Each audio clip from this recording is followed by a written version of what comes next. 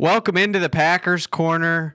We had a tough one this week, boys, but it wasn't altogether unforeseen. We're going to get into the Packers-Lions game after the break here. We got a lot to get into. Certainly a frustrating one with the tough weather and a couple key opportune missed plays. And then we got to go around the NFC North a little bit. We got some different winds blowing in Illinois. The ship might need to be righted there. We had the Vikings get things done. We'll get into all that after the break. Winning isn't everything, but it's the only thing. In our business, there is no second place. Either you're first or you're last. It was named after Vince Lombardi. You play in Green Bay. As important as it is to any other team, it means more to us. When he walked into the meeting, he looked us right in the eye. He said, "Gentlemen, we're going to relentlessly chase perfection." My first thought was, on any play with my arm strength, I may not let anybody know this, but my first thought was home run. On every play. On every play.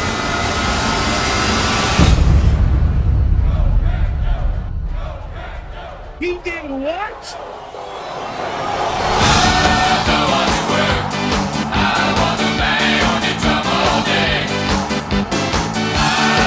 Fires into the end zone.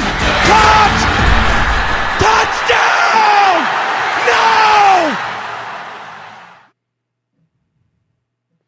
Well, remembering that Vikings loss always makes me a little bit happier, though. But Schmitty, I'm imagining you were none too happy watching the end of the first half.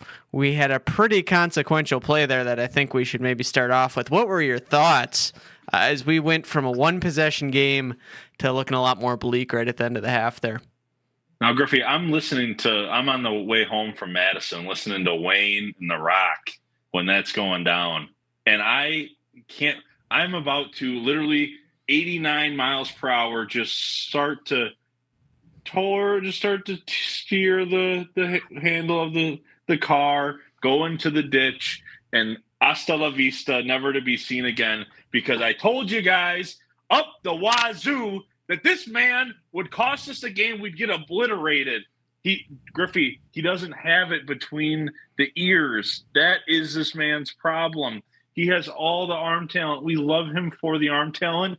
You got to throw the ball away. And there's now been many situations where it's like, what are you doing even dancing around trying to see if you can find Jaden Reed or Christian Watson down the field? Just throw the ball away. We loved Aaron Rodgers for the ball security. It was one of my favorite things about him. He knows when the play is dead, and Jordan thinks that he can extend the play, do something really cool, flashy, make up his $55 million a year contract. There's just times, Griffey, where you need to be smart with the ball. And that play, that individual play that he made, that he decided to do, it cost us really the game, the momentum going into the half. It was an absolute killer. And so we're going to go back to the Niners game last year, Griffey. It's just these things, they're starting to compile, and I'm starting to question if this is something he can grow out of. So we'll get into the performance of the team later, but just simply we're talking about Jordan Love in this moment. The mind has to wander and think, is this guy built for Green Bay and leading us to success? And right now, it's decisions that he's making on the field that question. Well, you know what that pass looked like, Schmitty? The closest thing to that one was when we had the great idea to send David Bakhtiari out on a route, and Aaron Rodgers underthrew it by about 10 yards, rolling out similar sort of situation. That's what that one made me think of. Griffey, it cannot be questioned. How dare you even? It cannot be questioned that man's TD to interception ratio. You want to get me to skyrocket into the earth, into the moon right now. I'm not going to have it. The guy took care of the ball. That was one of his fantastic qualities. You could always entrust Aaron to win the turnover. He wouldn't make bad mistakes, Griffey. He didn't do that for almost 15 years. This man did so many great things with the ball and ball security. He even spoke about it a bunch, that's what led to his longevity in this NFL. was making sure that the ball was kept in the offense's hands. And Jordan Love isn't doing that right now. No, certainly hasn't been doing that. Dad, we outgained the Lions 411 to 261 and came up short. We had a great running game, and we just, shot ourselves in the foot time and time again. What's your takeaway from a game like this? Well, first of all, Schmitty, thanks for that cathartic exposition that you just put forth there, because I'm a lot calmer than I would have been had I not agreed with every point pretty much you made. The Aaron Rodgers throw, we can agree to disagree on. That was very reminiscent of that throw, but that's beside the point. And this game kind of went like I thought. If you remember, guys, when it came to prediction time, I said I felt like we were going to put forth a representative effort, but I just couldn't see us getting over the top. And I'll tell you what, looking a little bit further, 33,000 foot view for perspective, I learned in this game, we're not less physical than the Lions. We're not less talented than the Lions. We're not less able to meet their running game than most of the teams they've played. What we are is not disciplined. We're nowhere near as disciplined as the Lions. For crying out loud, they come in a dome team and don't drop a single ball. We drop 7. We're second in the league in pre-snap penalties. We have killer penalties. This is beginning to reflect on the coach.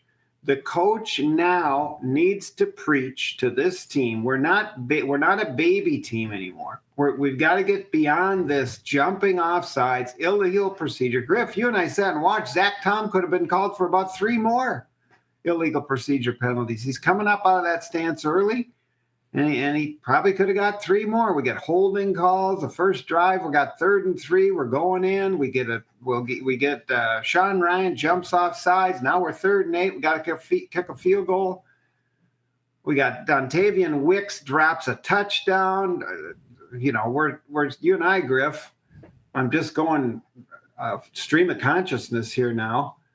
Boy, this offense looks a lot better when Christian Watson is involved. Why isn't Christian Watson more involved? And we throw a bomb up to him, and he looks like a drunken sailor trying to find the ball out there. It's a touchdown if he runs through it. The Jefferson kid or any one of 2 or 3 other receivers over there at Minnesota runs through that ball, and we got a touchdown. So there's 2 touchdowns we gave up. So we are not a disciplined team, Schmitty.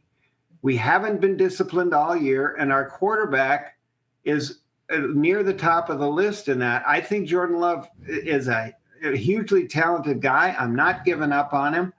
And I'm beginning to lay this at the feet of Matt LaFleur, because I'm in that kid's ear. Jordan, it's 2nd and 1. There's 43 seconds on the clock. If you take 3 steps back and nothing's there, you throw the ball into the stands. You looked at the kid on the other side, the Lions quarterback. He was 18 for 22, and the 4 balls that were incomplete were thrown away, nowhere near being able to be intercepted. So that's a good enough rant to start with. And Schmitty's exactly right. We posed this question at the end of last year in the San Francisco game. That should have been enough of a painful experience with a turnover. We call these, Schmitty, high leverage situations.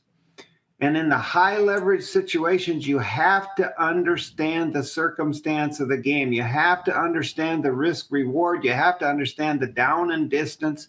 And it's not something you think about while you're dropping back. It's something you think about before the play.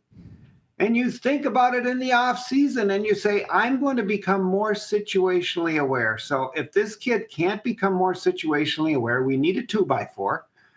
We need to hit him in the side of the head. Don't give him a concussion. Just give him a good whack to wake him up, and that's enough. No more of this nonsense, Jordan Love. So I'll stop now before I need a blood pressure pill. Well, I think the situal awareness is the pertinent point there. Even at the lowest point of the season last year for Jordan Love, we were all kind of on the same page on this show, saying even when the Packers were losing quite a few games in a row, Schmitty proclaimed we weren't going to win a game the rest of the season. We all said the blame wasn't at Jordan Love's feet there, right? And he maybe made some mistakes and had some growing pains, but it wasn't these mental mistakes where, you're going to have a physical mistake, you're going to have a play not go your way. But starting with that San Francisco game was the first one where, looking at the situation, looking at the probability of success of the throw that he chose to go after, there was just no positive outcome there. And we've seen more of that this year. He's had a number of plays like that. So I think of this play against the Lions, the kid's out there gutting it out, playing injured, wet conditions. Maybe we would write this off, but we're starting to see way too much of a pattern here, I think is what has all of our ire up. And Schmitty, that's a close game. We maybe get that done if it isn't for that one play. Now, there was plenty of other blame to go around, but that game might get real tight in a hurry. We held the Lions to 4.7 yards per play. How do we beat this team? What's the path there? Certainly we don't make the mistakes, but can we do better than we did from that standpoint of holding them to 4.7 yards per play, one of the most explosive offenses out there? Griffey, we had the recipe. They scored 9 minutes and I believe 36 seconds left in the third quarter. I think that's the last time that they scored the ball. So there's a recipe. Now, granted, the weather was absolutely horrendous. Any team playing in those conditions would struggle to move the ball. And if the Lions, they said, we're going to get up 2 scores and we're going to kind of just grind this out. They have 2 really good running backs. That's a pretty good recipe to just burn clock. But our defense, which we relied on heavily this season for turnovers and really taking care of Jordan in the sense of getting him the ball back after we make a bad turnover. It exists. We just went up against the best team. I think with respect to the Kansas City Chiefs, I think the Lions are the best team bar none in the NFC. And so you lose a 10-point ball game. While that is tough, especially when you're doing it at home and now you're 0-2 in the division, that's a good test as to what is to come in this last stretch of the season. We're now on the back half. Griffey, there's a lot of meaningful football to be played, and if you X that Jordan Love pick out of the equation, you're actually in a pretty tight ball game. All right, you're probably beating most teams in the league with the exception of the Lions. You have to play perfect. You have to. When Brian Branch has 30 yards of penalties called against him in one play, you have to convert that. That needs to be a touchdown. And if it's not, you're going to lose a game like that to the Lions by 10 points.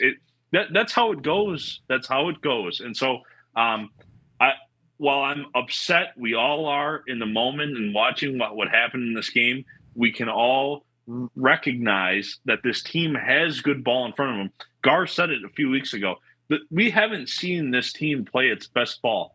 And I went back and forth on that. And I've really, with Jordan's mistake and all these really bad errors of the mind, Griffey, that Matt LaFleur can correct, I agree that we have the best ball in front of us. And they're going to need to show us that. We're going to need to win division games on the road. And we have to. It's without question. So, well, I think with how hot we got at the end of last year, we had some pretty sky-high expectations. I think we still do. But this is still the youngest team in football. And maybe that's part of what we're dealing with. We like to lay some of the blame at the coach's feet, and certainly we have to get better. But, Dad, do you think the age of this team has anything to do with what we're seeing? I don't think there's any doubt about it. They're playing like babies. They're playing like rookies. And my point is, it's just time for us to see some improvement. We really have not seen any improvement in this aspect of the team for the first, 9 games of the season. It's been interception after interception. We lead the league in pre-snap penalties. We're in the top 6 in penalties overall. We're not disciplined. And so now I'm just going to take a deep breath and say, we're 6-3. We're 6-3 with undisciplined football. We were 3-6 last year, Schmitty, at this time. Think about that. Wrap your mind around that. So the upside for this team is so high. It's just that they are going to need to all look in the mirror and make a major transformation and commitment to becoming a disciplined football team. And it starts with the head coach. He's not doing what he needs to do to get this team to play discipline. I don't know if they need more discipline in practice. I don't know if they need to run when they jump off sides. I would be trying to get them to jump off sides every practice, and now we're going to pay a penalty for it. So I don't know what coaching is nowadays. That's how it was in the old days. When you made a mistake, you had to pay for it. You have a team that understands the situation. And that's what the Lions were. Schmitty, they're an indoor team. They did not drop a single ball. They did not commit a single meaningful penalty. They took advantage of the situations, and they were a team that was told. I mean, let's put it this way. Jordan Love, if he doesn't throw that interception, he has a hell of a game. He throws for 270 yards with 7 drops, 2 touchdowns dropped. I mean, we're talking a completely different deal if he doesn't throw that pick 6 and the guys catch the ball. So at the same time that I'm disappointed, I'm also optimistic. I don't know if it's going to happen this year, but I will say this, and you can mark the date. What is it? November 5th, 2024. If this sets up like last year and we gain confidence and begin to steadily improve and stack commendable performances on top of one another, watch out by the end of the year. We may not win the division. You only need to beat the Lions one time, and that's in the postseason. That's the one that matters. And I'm just going to tell you that this team has that potential. If we could continue to improve, get our quarterback's mind right, and stop making these mind-numbing turnovers. And I have a feeling we're going to head in that direction. Are we going to get all the way there? I don't know. But I think it's going to be very interesting going down the stretch. Schmitty, do you owe Josh Myers an apology? We saw, on top of all these unforced errors, how about the center to quarterback exchange? Griffey, for the love of God, count your blessings that we have a left guard that's able and has done it. And he hadn't played center prior to the pros. Now, it was brutal.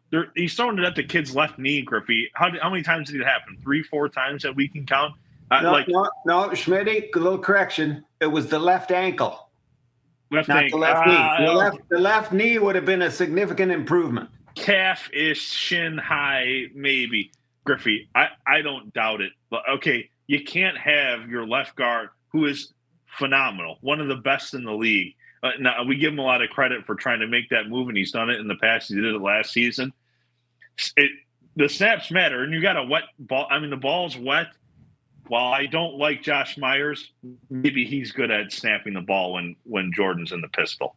I'll give him that because that mattered too on Sunday. But we love Elton. Josh, thanks for snapping the ball in the pistol. What awards or demerits maybe for this week do you want to give out here, Schmitty? Well, demerits, Griffey. How many bad mistakes do you have to make pre-snap? We're leading the league in it now. Christian Watson, what are you doing, kid? What are you doing undercutting that route? That's a baby calf running through the field. Had no clue how this guy's supposed to be our deep threat. That looked absolutely abysmal.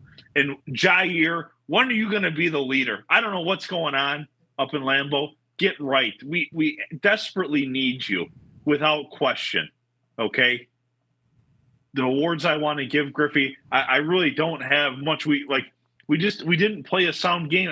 That's a game that we could have won had we played soundly. The one award I will give is the longevity award, if there is one.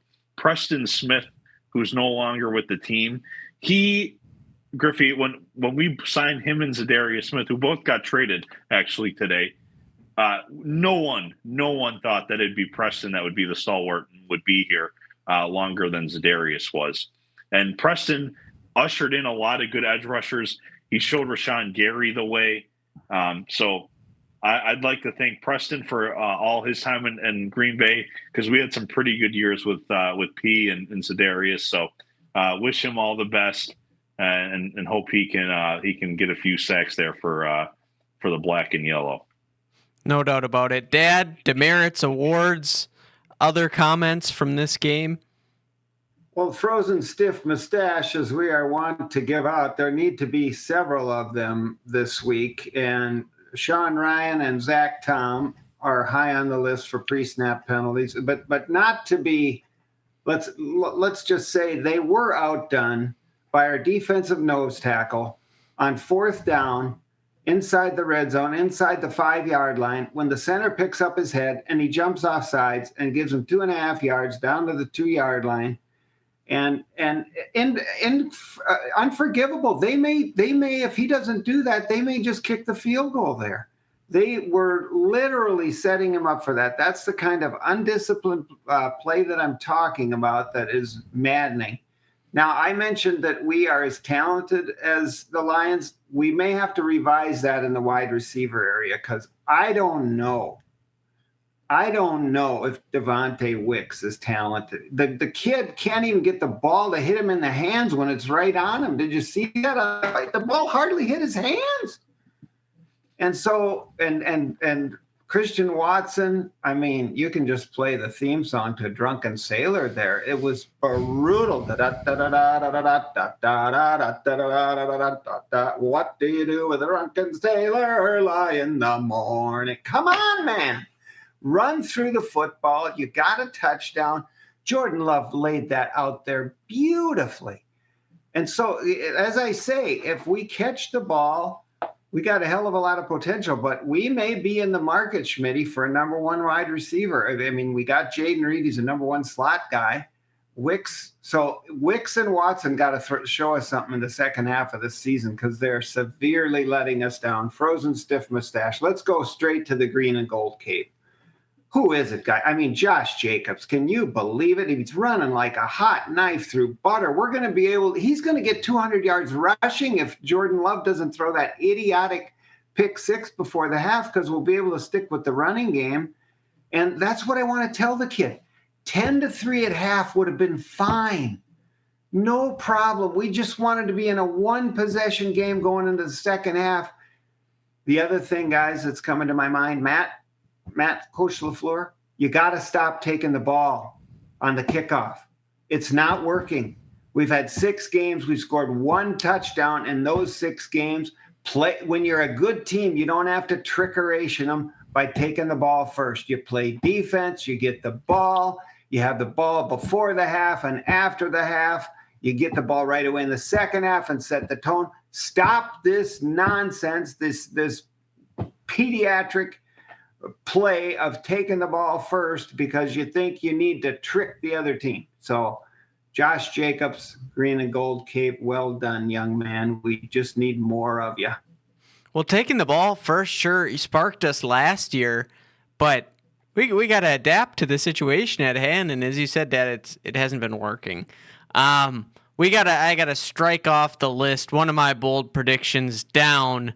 Christian Watson, 1,000 yards. That isn't happening, my friends. That looks preposterous at the moment.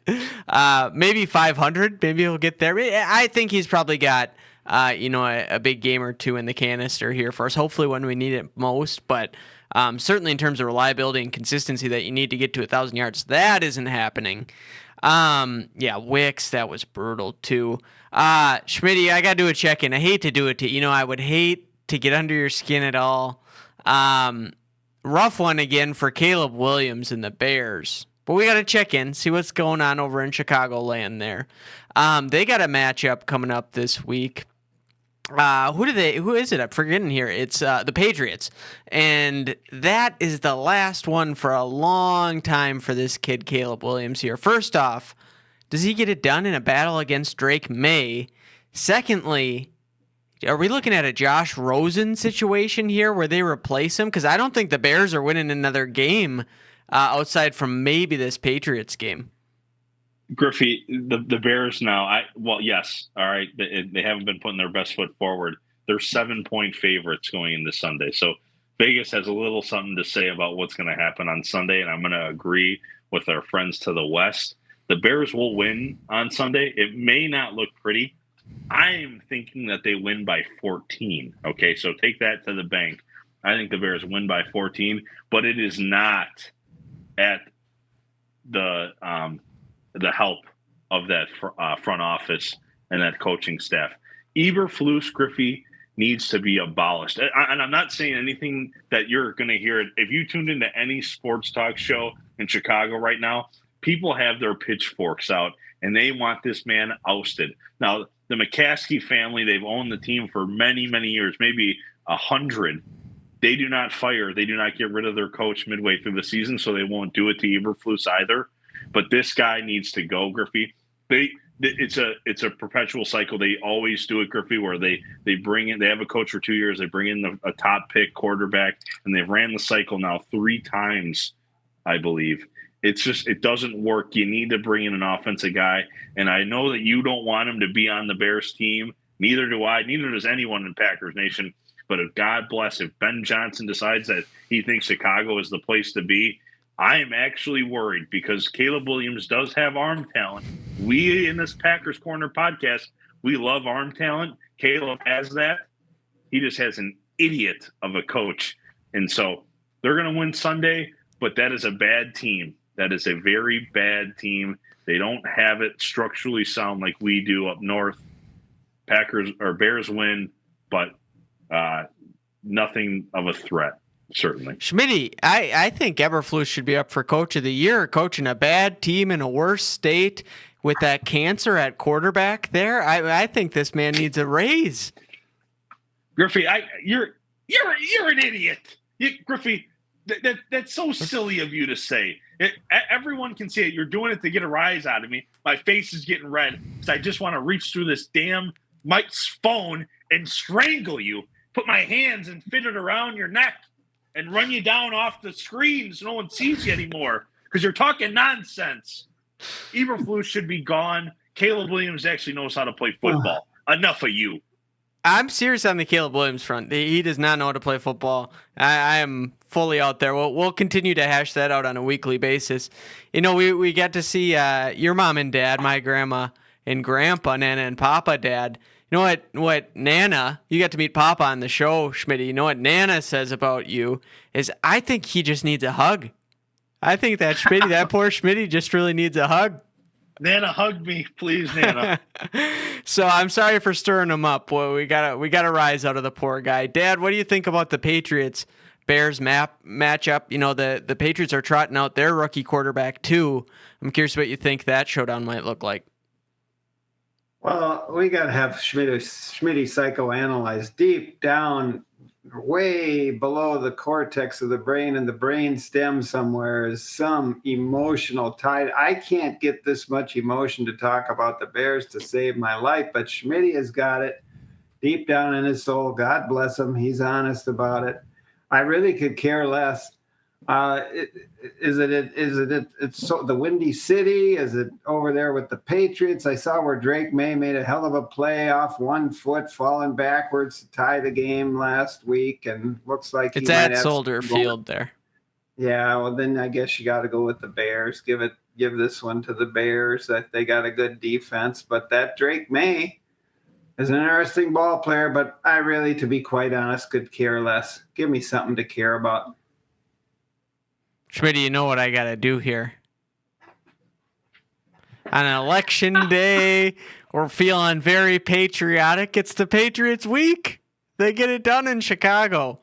Can I take the points? Is that allowed? The Bears aren't going to win by 14. They're not going to win by 7. But I don't think they're going to win the game either. We'll see. Where are the records at for the season? Let's remind ourselves. We started to change how we're doing this. And Dad, you had a hot streak. You were 3-0 going across the NFC North this week. So maybe we got to take heed for what he's saying there. We don't have coming off of the over. Well, once we stopped him having doing just Packer games, he's been hot. I'm hot, baby. We're all emotionally conflicted when we're picking the Packers. Me and you, Dad, we can't help but pick them most weeks. And Schmitty, I think, is trying to, conjure up some good juju for us by sometimes fooling everyone.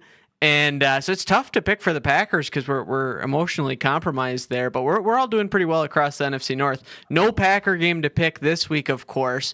Packers get a bye week. We'll take a bye week from the pod and come back in 2 weeks from today. But we got a couple other NFC North matchups to talk about here as well. We have, is it Vikings playing Houston this week? That's what I had down. No, Lions play Houston. Vikings play the Jaguars. Let's talk about Detroit versus Houston there. We just got to see C.J. Stroud and the Texans recently. They get Nico Collins back, Schmitty. Who I'm excited to see him back out on the field. He's one of my favorite wide receivers to watch. What do you think of the Stroud boys versus the kiddies there? Griffey, it's the NFL being it's razor thin. The margins are so thin. There has to be really good teams. There has to be really bad teams. Seemingly, it seemed like the NFL, there's a lot of bad teams this year. There has to be a couple that we hold up on high, right? The Lions and the Chiefs. I don't know who the Ravens maybe that you would include on that. So it's tough to pick against those three teams that I'm talking about that are the best in the league. I'm going to do just that, Griffey. I'm going to take the Texans over the Lions this week.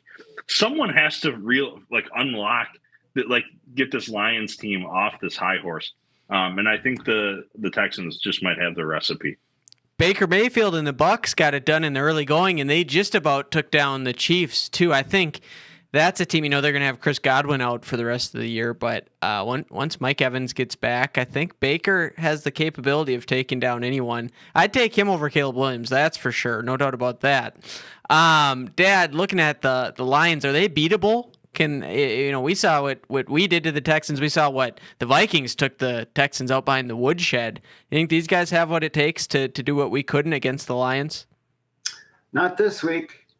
The Detroit Lions will treat Houston Texans in a very rude fashion. And by the time the game is over, they will wonder which Ohio State quarterback they have, whether they've got C.J. Stroud or Justin Fields.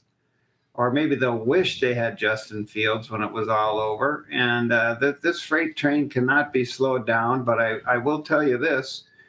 We have 3 games coming up after the bye. We got the Bears, we got the Niners, and we got Miami.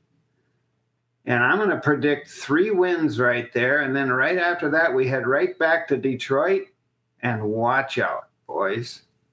Watch out for that game in Detroit. So just a little prelude, Schmitty. Yeah, we'll get into a little back half of the season talk here. Put a little aloe vera on that scar on your right hand.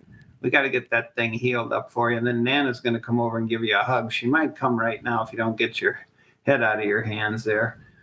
Schmitty, take another drink of your fingers. Your face is getting red. Schmitty, hang in there. We can do it. There's hope for us. Gar's going to make me lose it, Griffey. He can't be talking like this. He can't make these proclamations. He can't do it, Griffey. He's watching the same football we are, and he's saying that? That's so silly of him. Why would he do that to us? Why would he do that to Packers Corner? Holy smokes, Schmitty. We're watching the same stuff. The guy's thrown 30 interceptions this year already. He doesn't have it. We're going to lose games, Griffey. The season is over.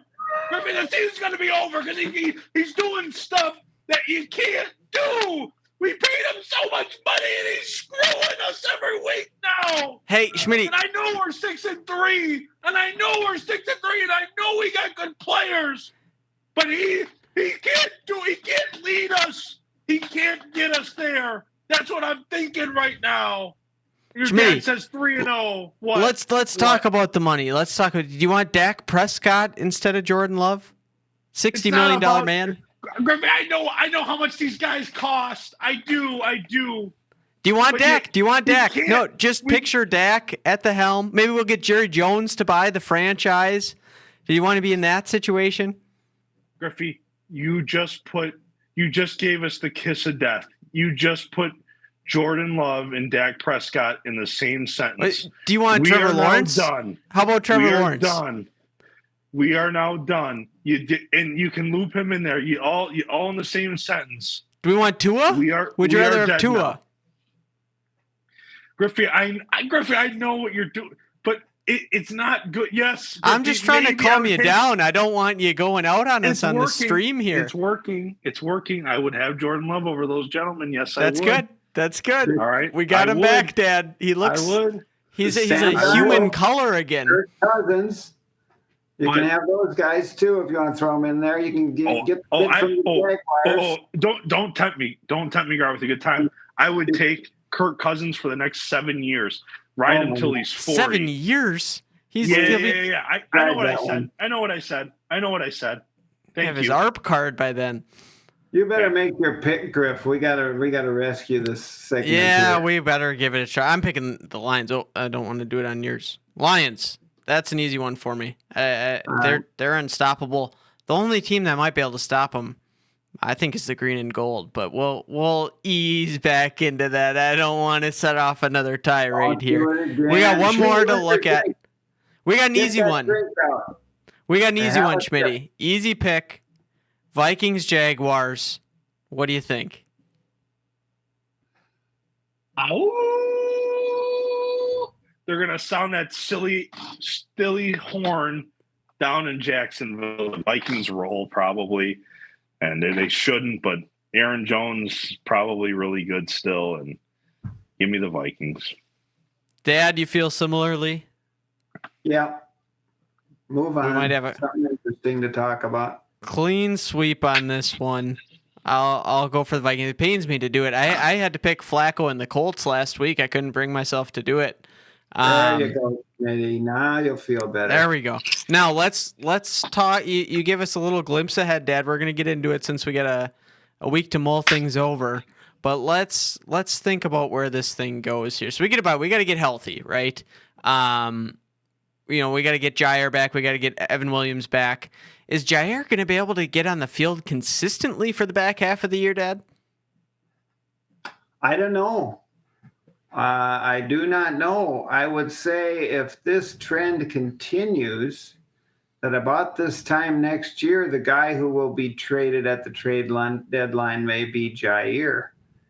And I hope not. I like the kid. I hope he gets healthy. I hope I think he can make 1 point. That little special that they put Amon-Ra in motion over to Jair's side.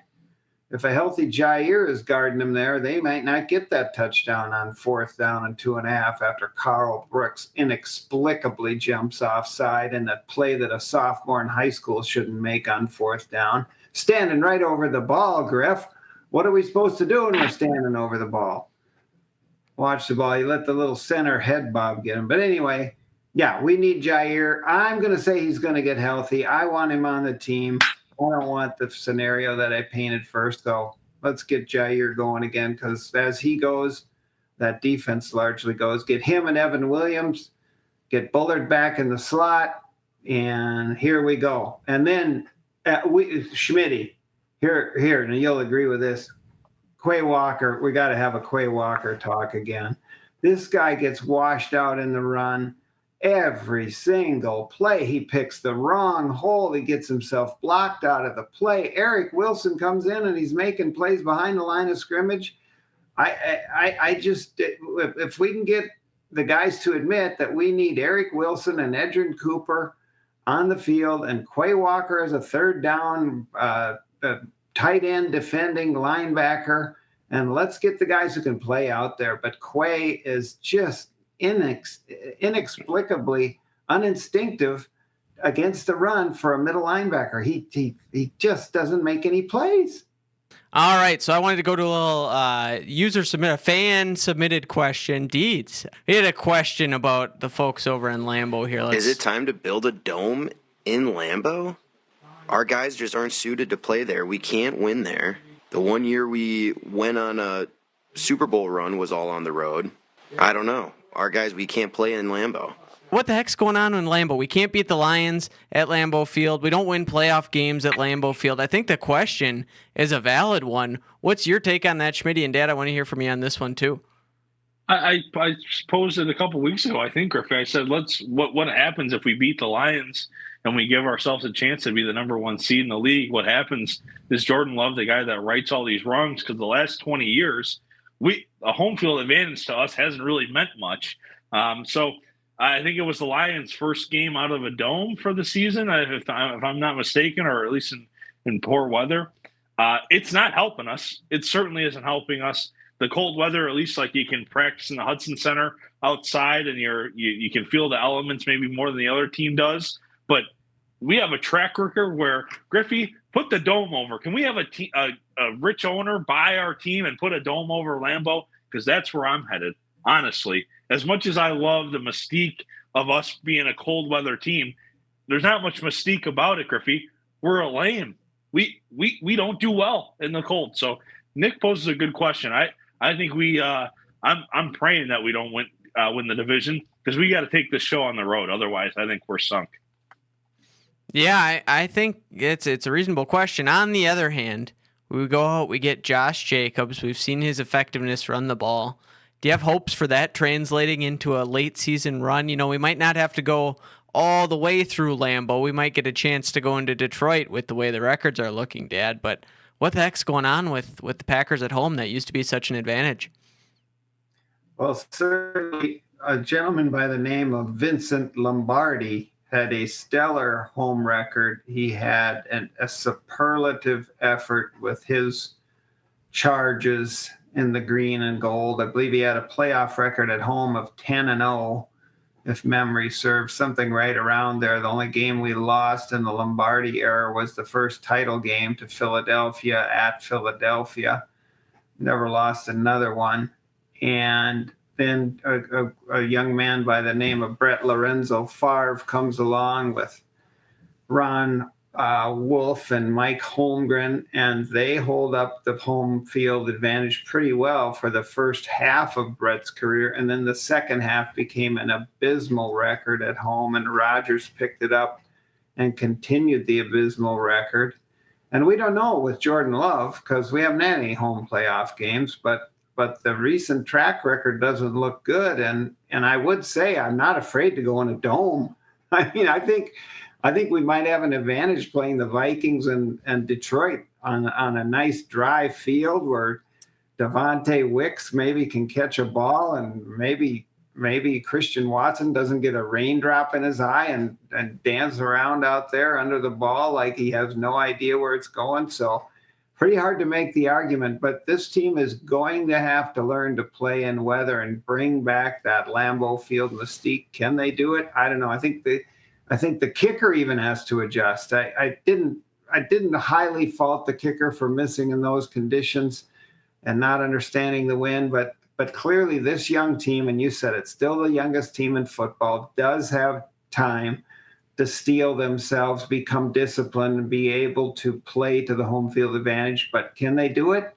I'd put it at about 50-50, because I don't know if Matt LaFleur is tough enough, is a mean enough SOB to demand that these guys play with discipline. I hope he has a way to do it, but I have not seen it yet. So I'm going to be waiting to see what he does to turn this tide, because enough of the undisciplined play is really holding us back. And part of the undisciplined play is playing in weather conditions. So second half of the season, we have an unreal record in December here under this regime, if I recall correctly. And a big part of that, it was Aaron Rodgers turning it on late in the seasons when we needed that most. But yeah, I think it remains to be seen. We'll see how that all comes to pass. On the other hand, the away record in the playoffs has been pretty darn good. That's when we went on the run in 2010. It's what we saw last year. So it'd be nice to have a two-way go there. We'll see if we can turn that home field back into an advantage, and we'll take the show on the road if we need to too. Want to give you a chance to shoot out any last thoughts here, Schmidt. Anything we missed today?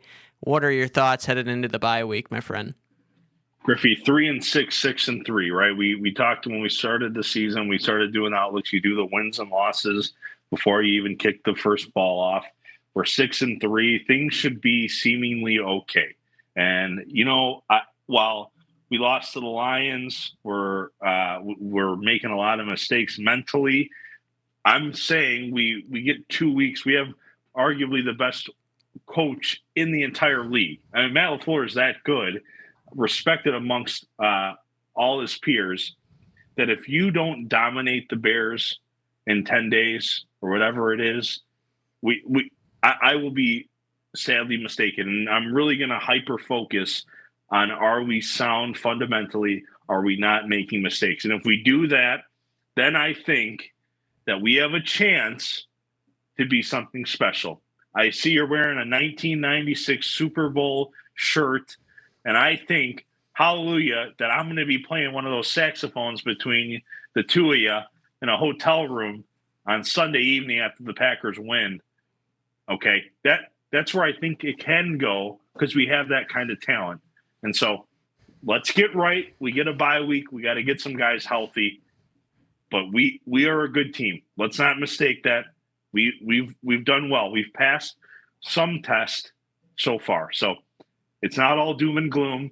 Certainly, everyone looks to me to start throwing toasters into the water, which I love to do. But I don't think it's just time for that quite yet. So. Well, Dad, can I take a little credit? I mean, it's partly Schmitty's demeanor, but we got him all the way from, maybe being locked up for a long time here to now talking about the Super Bowl. Yeah, I'll take that. I'll take a golden cape there, or a green and gold cape for that one. What are your thoughts on the back half of the season and looking towards coming out of the bye here, Dad? Or at least the cheese-filled cash, right? I mean, yeah. For the Griffs there. Well, you didn't do it. I hate to point that out, but Schmitty's put a couple fingers down over there, so now he's singing a little different tune now that he's got that mind-altering substance. There's probably a little ayahuasca in there, and he's dimmed the lights down, so he's coming around. Maybe Nana called him and told him she's going to give him that hug, and that would help him out a lot too. God knows that she's helped us out that way. So. No, but Schmitty is, I think, alluding to what I'm thinking. I think in some of our more lucid moments here, Schmitty, you and I are thinking 6-3 in the first half of the season, and I see 6-2 written all over the second half. If you get a team that steadily makes progress, that starts cutting out slowly but surely some of the mental errors, and if you can just get Jordan Love to be situationally aware, this team has such a high upside. And I think the coaches by the end of the year are going to have to figure out who plays and who doesn't. And part of that is Tay Wicks, if you can't catch the ball, you need to take a seat. And let's start throwing the ball to Brooks, who we know is going to catch it, and to Jaden Reed. And we'll see if Christian Watson fits in there. We need to get Bo Melton, but we need our best performers on the field. That means our linebacker situation has to get sorted out. Team has got to decide whether Quay Walker is the long-term answer or this kid Eric Wilson. I'm sorry, you're not a number one draft pick, but all he does is perform. So I do believe by the end of the year, the coaches are going to have learned who their best players are. They're going to learn what their best scheme is. Peter Bukowski made a pretty good point the other day. LaFleur is so good at scheming things up. And as such, he has pretty much found the receivers to be interchangeable. But I think we maybe need to start thinking about a little different point of view, and Schmitty might like this. I'll throw a little bit of Aaron Rodgers in there. Jaden Reed, just go win. Just go win on this route. And let's get the ball to the guy who we know is going to make a play, who we know we can rely on, and stop scheming it up for a wide open guy who can't catch the football. I think all of those kind of things are going to come to bear here in the second half. We know we got a very good punter. We got a strong kicker, and eliminate the errors. 6-2 looks very much within reach, and it'll be interesting to see. If we can attain that, we're going to be very excited by the end of the season. I think you solved the mystery for me here, Dad. That's exactly right. What LaFleur's been doing with the receivers is treating them as pretty interchangeable. But, with the exception that Jaden Reed has a little bit more well-defined role maybe than the other three top guys. But that's the problem. These guys need a well-defined role. Put them in something, let them do it repeatedly that they can succeed at, and let's put these guys in a position where they aren't going to be. We love the deep threat of Christian Watson, but we learned that needs to become maybe a little bit more of a rarity. We know Dontavian Wicks can create separation, but let's maybe not throw him the ball quite so much when it's raining. I say that a little bit in jest, but with the biggest thing being, these guys need clearly defined roles. They have very different skill sets, so that helps make sense of that. And that's what we have the bye week to work on. So I'm looking forward to the back half of the season, looking forward to breaking it down with you gentlemen who are always well-balanced and objective as we go through this together, of course. And we'll see who comes out on top in the picks here with no Packers game as well. So thanks for being with me, and we'll see you in 2 weeks. Love you all. Can I just say that Fox News is fair and balanced, and you just said we're fairly well balanced, and I think that's true except for Schmitty sometimes. I think Schmitty is fairly poorly balanced, but that's why we love him. And that's why he's got those 4 fingers, and I'll see you next week because I got the Colby Jack and the provolone in my cheese-filled cash.